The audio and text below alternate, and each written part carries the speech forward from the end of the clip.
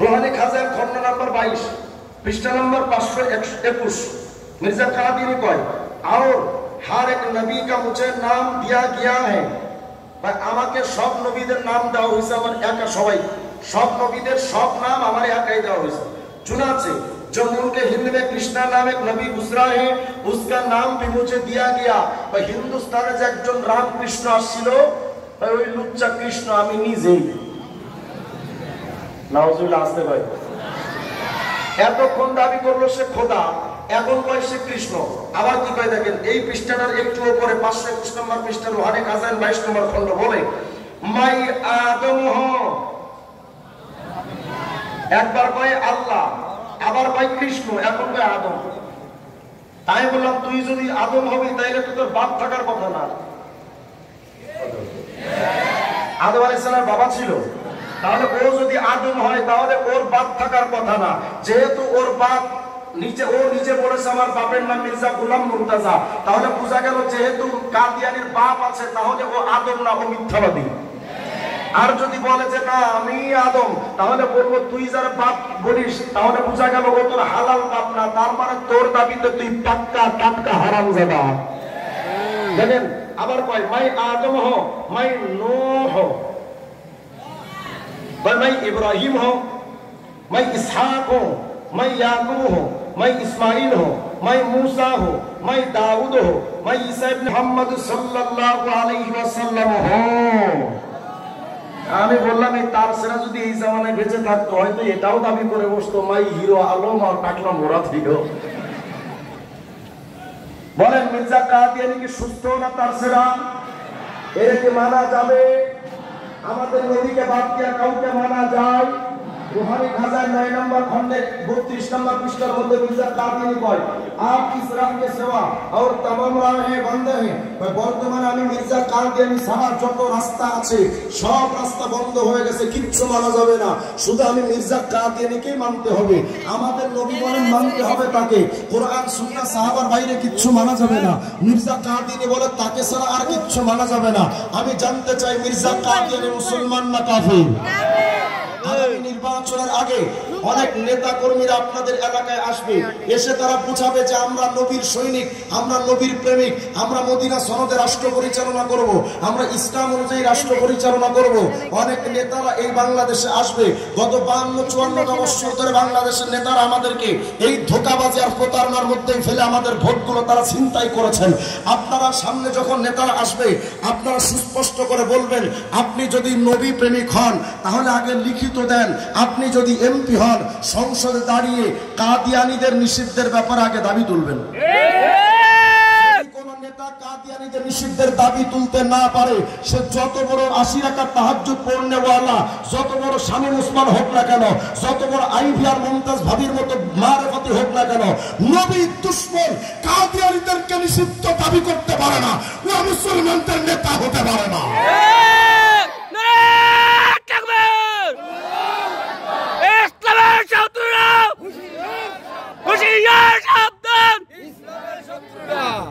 এবার চলেন আরেকটা মতবাদ দেখাই এই মতবাদটার নাম কি বিরক্ত হচ্ছে না তো আপনারা এই মতবাদটার নাম হলো হেজবুত তাউট কি হেজবুত তাউট কি তাউট হেজবুত তাউট কারণ সেলিম একটা টাউট পন্নি ছিল আর একটা টাউট ওর বউ এখন চারটা বউ টাউট কথা বলেন এই টাউটে কি কয় দেখেন বলেন নবীকে মানার কথা ইসলামে আছে না নাই আছে এই যে হিজবুত তাওহীদের একটা বই নাম হলো ইসলাম শুধু নাম থাকবে লেখক ইমামুজ জামান জনাব মোহাম্মদ বায়েজিদ খান পন্নী ওরফে বিশাল বড় বিড়িখোর এত বিড়ি খাইছে জীবনে এক বক্তব্যের মধ্যে কয় আল্লাহ আমারে কইছে যে সব নবীরা যা করতে ব্যর্থ পারে নাই আল্লাহ আমারে দিয়ে তা করাবে বলে আল্লাহ আমাকে বলছে নাউযুবিল্লাহ আমি বললাম আল্লাহর ব্যাপারে নবীদের নিয়ে এত বড় ঠাড়া বড় মিথ্যা কথা তো শয়তানও কয় না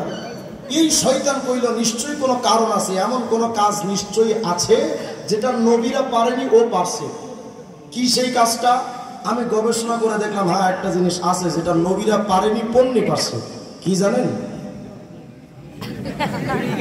বিড়ি টানা, বিড়ি টানা, এমন বিড়ি টানা টানছে জীবনে এটা চাপা সুপা ভাঙ্গা পুরা হিরো আলম ফেল। বলেন এ কি মুসলমানদের নেতা হতে পারে? না। এর পাশে গিয়া দাঁড়াইলে মনে হতো যেন কোনো বাথরুমের টাঙ্কি, এমন গন্ধ বের হতো গায়ে দিয়ে, বিড়ির গন্ধ। এ নাকি মুসলমানদের নেতা। দেখেন কি কয়, আমাদের নবীকে মানার কথা ইসলামে আছে না নাই? আছে না নাই? বইটার নাম ইসলাম, শুধু নাম থাকবে। বইটার 133 থেকে 134 নম্বর পৃষ্ঠা লিখেছে, আল্লাহ রসুলের ব্যক্তিগত কোনো কিছু মেনে চলার জন্য তিনি আমাদেরকে বলেননি। মানে নবী আলাইহিস সালামের কোনো কিছু মেনে চলার কথা আল্লাহ নবী আমাদেরকে বলেননি। বলেন নবীকে মানার কথা নবী নিজে বলেছেন না বলেন নাই? তাহলে এই লোকটা, এই হিজবুত তাওহীদ পন্নিয়ার সেলিমরা সত্যবাদী না মিথ্যাবাদী? বলে বলে সত্যবাদী না মিথ্যাবাদী? এই বইটার 131 নম্বর পৃষ্ঠায় লিখেছে, প্রকৃতপক্ষে দাড়ি, টুপি, পাগড়ি, জব্বার সাথে ইসলামের কোনো সম্পর্ক নাই। বলেন এরা মুসলমান না বেঈমান? বেঈমান। আকীদা নামক একটা বইয়ের মধ্যে 16 নম্বর পৃষ্ঠার মধ্যে লিখেছে, দাড়ি, টুপি, পাগড়ি, জব্বার, কুলুক, টাকনুর উপরে কাপড় পরা, এই সব কিছু 72 ফেরকা জাহান্নামীদের সুন্নাত। নাউজুবিল্লাহ, আসতে বলেন আপনারা। নাউজুবিল্লাহ। আমি জানতে চাই ওরা তো বিভিন্ন জায়গায়, এক জায়গায় বলেছে রামকৃষ্ণ, রামচন্দ্র, যুধিষ্ঠির, মনু, বুদ্ধদেব এরা সবাই আল্লাহর নবী ছিল। শুধু তাই নয়, হিন্দুদের রামায়ণ, বেদ, গীতা, ত্রিপিটক, মহাভারত বলে এগুলো সব আল্লাহর নাজিলকৃত কোরআনের মতো সত্য কিতাব। বলেন এরা মুসলমান না বেঈমান? তারপরে দেখেন, ইসলাম শুধু নাম থাকবে বইটা 9 নম্বর পৃষ্ঠার মধ্যে কি লিখতেছে দেখেন, আমরা ইসলাম ছাড়া কিচ্ছু মানতে পারি না। এই জামানায় ইসলামকে বাদ দেওয়া যাবে না। দেখেন হিজবুত তাওহীদ কি লিখেছে, ইসলাম শুধু নাম থাকবে বই 9 নম্বর পৃষ্ঠা, কয় বর্তমানে আমরা যেটিকে ইসলাম হিসাবে দেখছি, যেটাকে ধর্মপ্রাণ মানুষ অতি যত্ন সহকারে পালন করার চেষ্টা করছেন, যে ইসলামটাকে সর্বত্র স্কুল, কলেজ, মাদ্রাসায় ও পীরের খানকায় শেখানো হচ্ছে, সেটা প্রকৃত ইসলাম নয়। মানে আমরা যেটা পালন করি এটা আসল ইসলাম না। তো আসল ইসলাম কোনটা? দেখেন তারা তাদের আরেকটা বই, এই ইসলামের প্রকৃত রূপরেখা, এটার 22 নম্বর পৃষ্ঠার মধ্যে গিয়া তারা লিখতেছে কি কয় দেখেন, বলে আমরা আহ্বান করছি বর্তমানে চালু এই ইসলামটা আসলে আল্লাহ রসুলের ইসলাম নয়, খ্রিস্টান ইসলাম। আর আসতে কোন নাউজুবিল্লাহ। এই খ্রিস্টান ইসলাম পরিত্যাগ করে, প্রত্যাখ্যান করে আবার আল্লাহ রসুলের প্রকৃত ইসলামে প্রবেশ করতে হবে। মানে আমরা ডাকতেছি আল্লাহ রসুলের প্রকৃত ইসলামে আসতে, যেই ইসলামটা এখন মানা হচ্ছে এটা আসল ইসলাম নয়, এটা খ্রিস্টানদের ইসলাম। নাউজুবিল্লাহ, আসতে বলেন আপনারা। এখন আসল ইসলাম কোনটা দেখেন, আসল সিস্টেমটা কি পাল্টাই। এই বইটার 20 নম্বর পৃষ্ঠার মধ্যে লিখতেছে আসল ইসলাম কোনটা, বলে আসুন আমরা সবাই মিলে এই নারকীয় সিস্টেমটাকে পাল্টাই। মানে ইসলাম এটা নাকি নারকীয় সিস্টেম, জাহান্নামের পথ। নাউজুবিল্লাহ বলেন না আপনারা। বলে এই নারকীয় সিস্টেমটাকে পাল্টাই। হিজবুত তাওহীদের প্রতিষ্ঠাতা ইমামুজ্জামান জনাব মোহাম্মদ বায়েজিদ খান পন্নী আল্লাহর রসুলের হারিয়ে যাওয়া যে প্রকৃত সত্য জীবন ব্যবস্থা মানব জাতির সামনে তুলে ধরেছেন তা গ্রহণ করি। মানে এই ইসলাম বাদ দিয়া পন্নী যেটা সামনে তুলছে এটাকে গ্রহণ করতে হবে। নাউজুবিল্লাহ, আসতে বললেন আপনারা। শুধু তাই নয়, আরেকটা বই আছে দেখেন, এটার নাম হলো আল্লাহর মুজিজা হিজবুত তাওহীদের বিজয় ঘোষণা। এই বইটার 18 নম্বর পৃষ্ঠার মধ্যে কি এই জালেমরা লিখেছে, বলে পন্নী একটা ভাষণ দিয়েছিল 2008 সালে। বলে এই ভাষণের কোনো কিছুই ইমামুজ্জামান চিন্তা ভাবনা করে বলেননি, এটি প্রকৃত পক্ষে আল্লাহরই ভাষণ, যা ইমামুজ্জামানের মুখ দিয়ে আল্লাহ নিজে বলিয়েছেন। মানে আল্লাহ নাকি বায়েজিদ খান পন্নীর মুখ দিয়ে এটা বলাইছে, যে কথাগুলো এগুলো পন্নীর কথা না, আল্লাহর কথা। নাউজুবিল্লাহ, আসতে বলেন আপনারা। নাউজুবিল্লাহ। 24 নম্বর পৃষ্ঠায় আল্লাহর মুজিজা হিজবুত তাওহীদের বিজয় ঘোষণা 24 নম্বর পৃষ্ঠায় বলে বিশ্ব মানবতার এই ক্লান্তি লগ্নে পথভ্রষ্ট মানব জাতিকে আবার সঠিক পথে অর্থাৎ হেদায়েতে ঐক্যবদ্ধ হওয়ার জন্য প্রকৃত তাওহীদের ডাক দিলেন আমাদের ইমাম জনাব মোহাম্মদ বায়েজিদ খান পন্নী, মানে বায়েজিদ খান পন্নীর মতটাই সঠিক পথ, আর অন্যগুলো সঠিক পথ নয়। আমি আপনাদের কাছ থেকে জানতে চাই, হিজবুত তাওহীদের ব্যাপারে বলতে গেলে লম্বা টাইমের দরকার, আলাদা অনেক সময়ের প্রয়োজন। আরো কয়েকটা মতবাদ দেখেন, তারা বলেছে বই দেখা লাগবে না, আপনাদের কাছে মোবাইল যদি থাকে, জাস্ট মোবাইলে গুগল আপনারা ঢোকেন, গুগলে ঢোকার পরে ওখানে লিখবেন হিজবুত তাওহীদ ইংলিশে বা বাংলায়, লেখার পরে দেখবেন যে তাদের একটা ওয়েবসাইট আসছে। এই ওয়েবসাইটে যদি আপনি ক্লিক করেন তো ওদের ওয়েবসাইটের একদম নিচে গিয়ে দেখবেন লেখা আছে যোগাযোগ, একটা লেখা থাকবে। ওই যোগাযোগ লেখাটার উপরে আঙ্গুল দিয়ে ক্লিক করবেন, করলে দেখবেন তাদের অঙ্গীকারনামা আসছে। মানে হিজবুত তাওহীদ একটা লোক হতে গেলে কি কি অঙ্গীকার করা লাগে সেই অঙ্গীকারগুলো ওখানে লেখা আছে।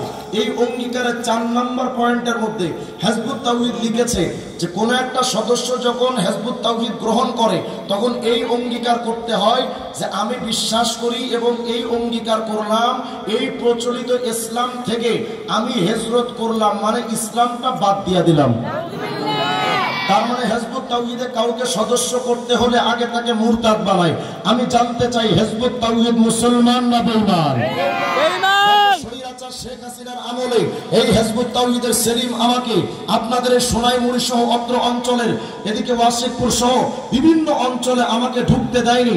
স্বরাষ্ট্রমন্ত্রীর সরাসরি প্রোটেকশন নিয়ে, সরাসরি স্বরাষ্ট্রমন্ত্রী আসাদুজ্জামান কামাল নামক এক গাঞ্জাখোর এবং মদখোরের প্রোটেকশন নিয়ে আমাকে বারবার নিষিদ্ধ করেছে। আমাকে 4 থেকে 5টা মামলা দিয়েছে। আমাদের বিভিন্ন জায়গায় মাহফিলে সেমিনারে আমাকে নিষিদ্ধ করা হয়েছে।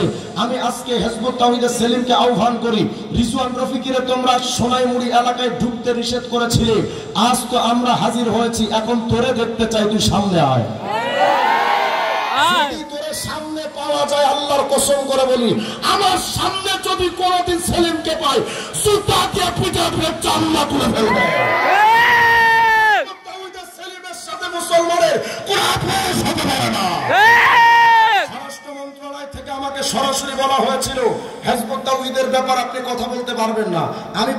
আমি বলেছিলাম হিজবুত তাওহীদের ব্যাপার আমি কথা বলতেই থাকবো, আপনারা বাধা দিলেও আমি শুনি না।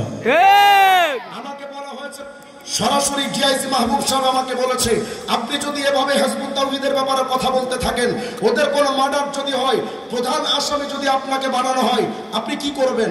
আমি সুস্পষ্ট করে সেলিম শুনে রাখো, আমি সুস্পষ্টভাবে স্বৈরাচার শেখ হাসিনার আমলেও আমি বলেছিলাম আমারে যদি খুনের আসামি বানায়, 1 নম্বর আসামি বানায় যদি আমার ফাঁসির কাস্টে নেন, ফাঁসি দেওয়ার পরে কি করবেন?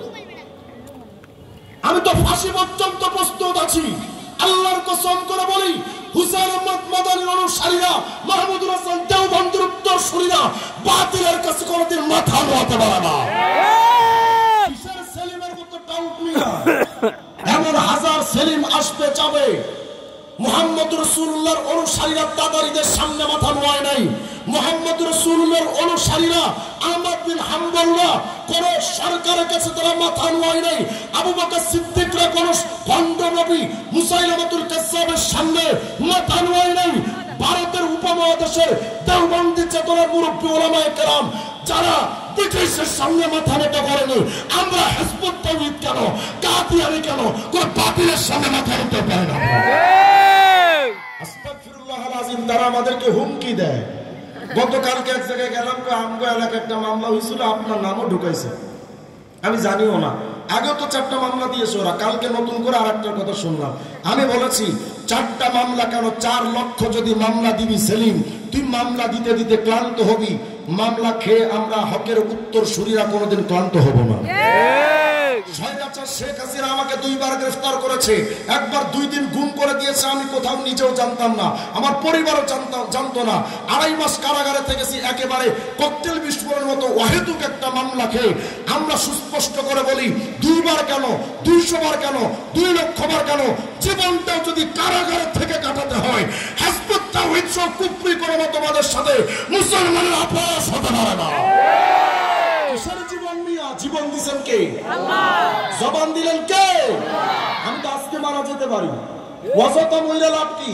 যতদিন হায়াতে জিন্দেগিতে বেঁচে আছি বাতিলের সাথে লড়াই করা আমাদের মূল কাজ। প্রশাসনকে বলছি, স্বৈরাচার শেখ হাসিনার আমলে আপনারা অনেক আমাদেরকে হয়রানি করেছেন, আমাদের মাহফিলগুলোকে বন্ধ করেছেন, বারবার আমাদেরকে বিভিন্ন জায়গায় আপনারা হেনস্থা করার চেষ্টা করেছেন। এই যে বইটা ইসলামের প্রকৃত রূপরেখা, বিস্তারিত বলতে গেলে লম্বা টাইমের দরকার, প্রশাসনে কেউ যদি থাকেন আমি আপনাদেরকে দেখাতে চাই, আপনারা হিজবুত তাওহীদের ইসলামের প্রকৃত রূপরেখা বইটা পড়বেন। ইসলামী নয় বইটা পড়বেন, দেখবেন হিজবুত তাওহীদরা লিখেছে যার কাছে অস্ত্র নাই সে মুসলমান না, যার সাথে অস্ত্রের সম্পর্ক নাই সে মুসলমান না, যে যোদ্ধা নয় সে মুসলমান না। আমি প্রশাসনের কাছে জানতে চাই, আপনাদের সংবিধান তো বলে বাংলাদেশে অবৈধ অস্ত্র কারো হাতে থাকতে পারে না, তো যারা তাদের বই দিয়া মানুষদের হাতে অস্ত্র তুলে নেওয়ার জন্য যারা আহ্বান করে, যারা মানুষকে জঙ্গি বানানোর জন্য অসংখ্য লেখা লিখেছে, সেই হিজবুত তাওহীদকে যদি কোন প্রশাসন যদি প্রোটেকশন দেয়, এই প্রশাসনের সাথে আমাদের অভ্যাস হতে পারে না। পুলিশ টিচাররা কিচ্ছু পারে না। আমরা কি বুঝাতে চান আপনারা?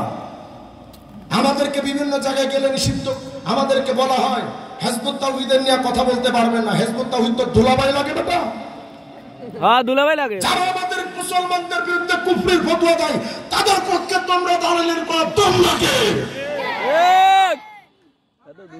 আল্লাহ আমাদেরকে হিদায়াত দান করেন, আমিন বলেন। প্রশাসনের ভাইদেরকে বলছি, আমাদেরকে অযথা উত্তেজিত করবেন না। বাংলাদেশের মুসলমানেরা কিন্তু একবার যদি জাগ্রত হয়, শাপলার চত্বরে তো মোটামুটি কয়েক লক্ষ মানুষ হাজির হয়েছে। হিজবুত তাওহীদের ব্যাপারে আমি চেষ্টা করছি বাংলাদেশে সকল মুসলমানকে জাগ্রত করতে। ইনশাআল্লাহ সেই দিন অদূর ভবিষ্যতে আসবে, যেই দিন টেকনাফ থেকে তেতুলিয়া পর্যন্ত হিজবুত তাওহীদকে নিষিদ্ধ করার একটা ডাক আসবে। আমার শহরের উত্তরসূরিরা, কাদিমুল্লাহ জুনায়েদ বাবুনগর উত্তরসূরিরা একদিন ইনশাআল্লাহ হিজবুত তাওহীদকে দাফন করার জন্য একদিন ডাক দিবে, যেই দিন সারা বাংলাদেশে আন্দোলনের জোয়ার পাইবে। সেলিমদেরকে জীবন্ত কবর না দিয়ে ঘরে ফিরবো না।